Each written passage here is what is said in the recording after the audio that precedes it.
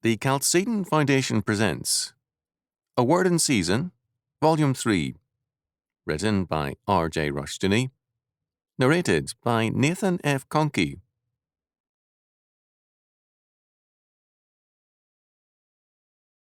1.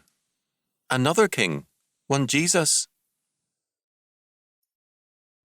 A recurring charge against the early church is set forth plainly by Jason of Thessalonica in Acts 17:7. Quote, "These all do contrary to the decrees of Caesar, saying there is another king, one Jesus." End quote. This charge was true.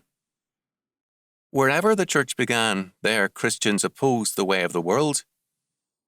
In those days, as now, abortion, homosexuality, prostitution, and more were commonplace and accepted.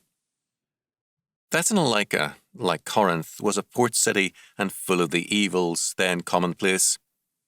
We have explicit data on Corinth, where the city established a temple to Venus as an official house of prostitution, with 1,000 young slaves who were required to charge no more than a single obolus, or 1 cent, for the wealthy businessmen. The best heterae charged $1,000 a night. All the records indicates that very early the Christians confronted the permissive laws of the Roman Empire with the higher law of King Jesus. By calling him Christ or Messiah, they were declaring him to be God's anointed king over the nations. All men and nations had a duty, the church declared, to believe in and obey the King of Kings and Lord of Lords. They dared to speak boldly because they believed God's word very literally.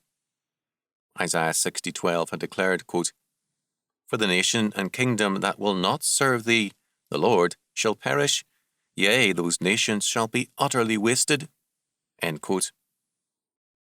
Salvian the presbyter saw the fall of Rome as a vindication of the word of God.